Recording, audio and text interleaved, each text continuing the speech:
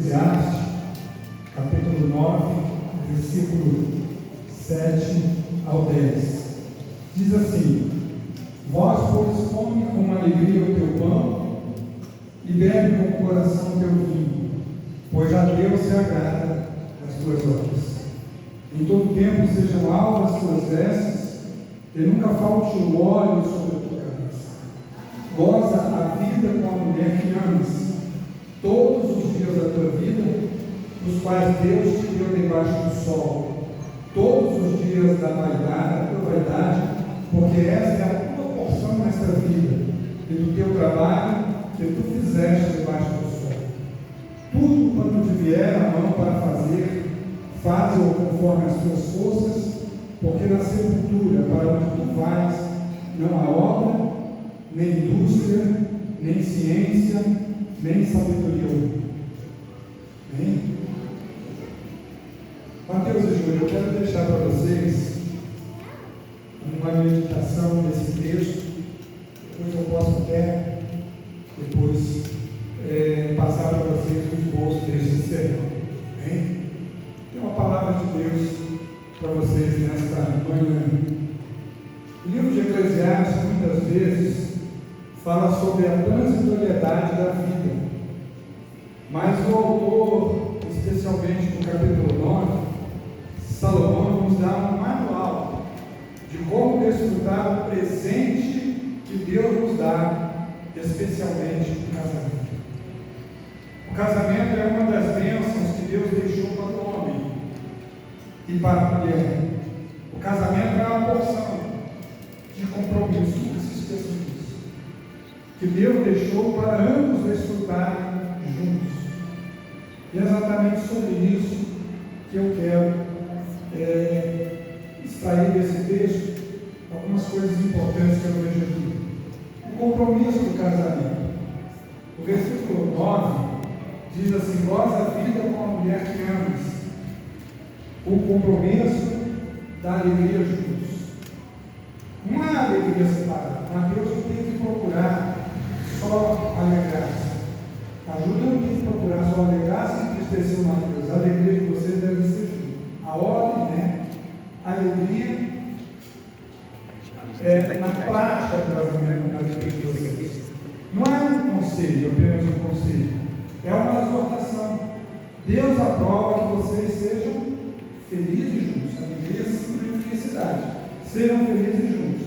Observe que no verso 9 tem a expressão: bebe com o coração o teu vinho.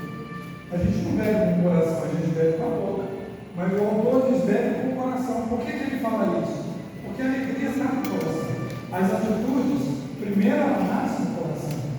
Na Bíblia, a maioria das vezes que aparece a expressão vinho, a gente sabe o que significa alegria. As festas judaicas tinham a presença de muito vinho, e elas duravam 7 dias. Nós temos um exemplo em João capítulo 2, quando Jesus é convidado, para ir a um casamento, e ali embora os noivos tenham se preparado, nós não sabemos o que houve, mas aconteceu alguma coisa errada, alguma coisa deu errado, e o vinho acabou o vinho, acabou a alegria, a festa seria interrompida. Mas Jesus então intervém e ele faz então o primeiro milagre. O primeiro milagre de Jesus eu acho muito interessante, que não foi curando o cego, não foi exatamente levantando o paralítico, não foi ressuscitando o morto, mas foi transformando a água no casamento, suprindo a necessidade do casamento. E ele é muito importante que ele esteja presente no casamento.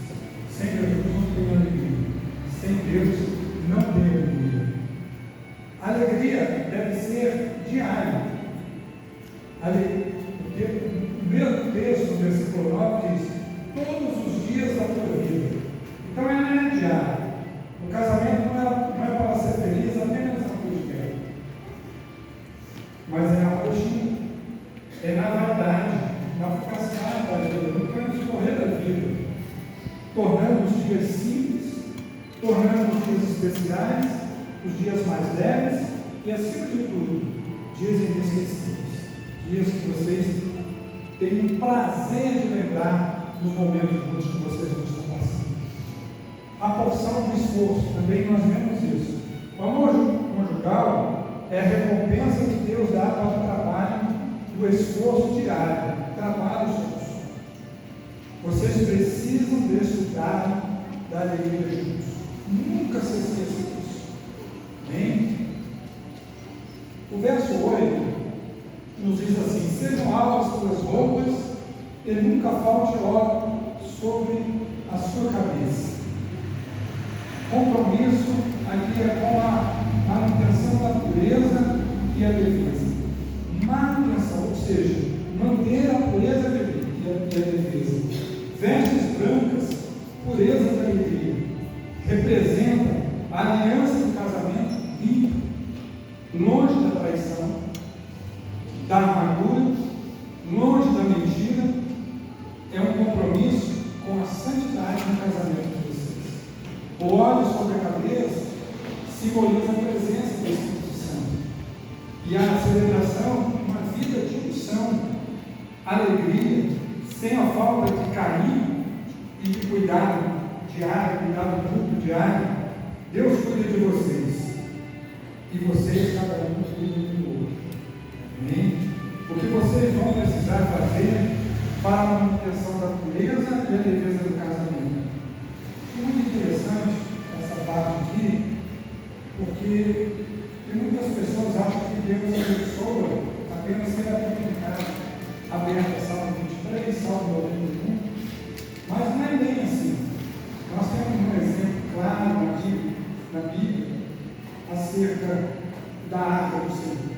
Moisés sobe no monte, Deus dá a lei, Deus instruiu Moisés que ele construísse a arca, que seria um símbolo da presença de Deus.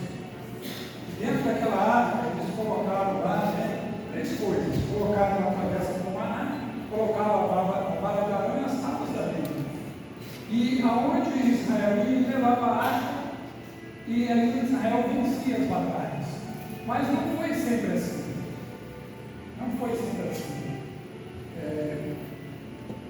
Nós vemos quando os filhos de Eli não tinham uma vida, eram sacerdotes, e não tinham uma vida reta diante de Deus.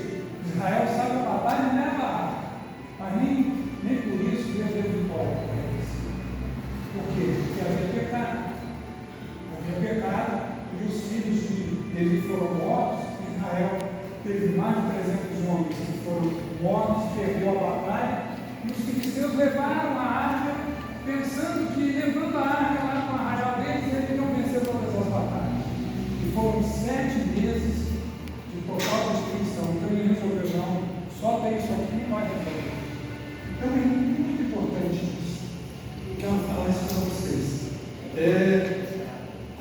A pureza do casamento, Deus está numa vida diária. Não basta ter vida, não basta ter igreja, não basta participar de reuniões, fazer parte até mesmo de uma liderança, mas é uma vida diária com Deus, com vocês, com o Senhor. Isso que vai realmente significar que vocês estão levando o casamento com um compromisso de pureza e de defesa, compromisso com a palavra de Deus, comprometido com Deus, comprometido com a oração, com os ensinos que estão na Escritura acerca do dever do marido e da mulher que você já conhece. Amém? E por último, eu quero deixar para vocês o versículo 10.